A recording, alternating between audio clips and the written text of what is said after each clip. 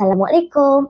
Anda kini bersama dengan saya, Dwi Irjina Petisefil Izzuan dalam rancangan Scuba TV PSS. Untuk hari ini, kita akan bawakan tajuk Generasi Fase Digital Kunci Kecemerlangan Pendidikan.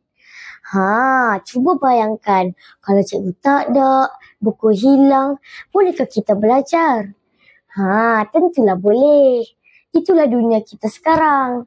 Kita belajar bukan hanya di sekolah, tapi juga guna komputer, tablet dan telefon.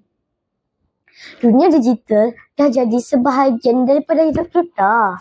Dan kalau kita pandai guna teknologi dengan cara yang betul, kita boleh jadi pelajar yang lebih hebat. Apakah maksud fase digital? Fase digital maksudnya kita tahu guna teknologi dengan baik. Bukan sekadar main game atau tonton YouTube.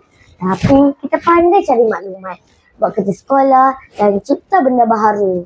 Contohnya, kita guna Google untuk cari fakta, buat slide pembentangan di Canva atau edit video untuk kumpulan. Dan kita tahu apa yang selamat dan apa yang tak sesuai di internet.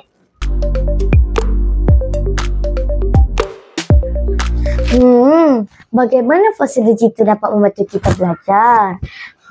Teknologi boleh buat belajar lebih seronok. Kita boleh menonton video pembelajaran, jawab kuis online dan bincang dengan kawan melalui Google Meet. Kalau tak faham, kita boleh ulang balik video. Kalau nak buat kerja sekolah, kita boleh type, reka gambar dan kongsi dengan cikgu secara online. Fase digital dapat membantu kita belajar dengan cara lebih mudah, cepat dan menarik. Tapi dunia digital ada cabarannya juga. Kadang-kadang kita leka main game, tengok video terlalu lama atau jumpa benda tidak baik di internet. Kita kena pandai jaga masa, pilih apa yang baik dan jangan kongsi maklumat peribadi. Ingat, jadi pengguna teknologi yang bijak dan beradab itu penting. Generasi fase digital, kunci kecemerlangan pendidikan.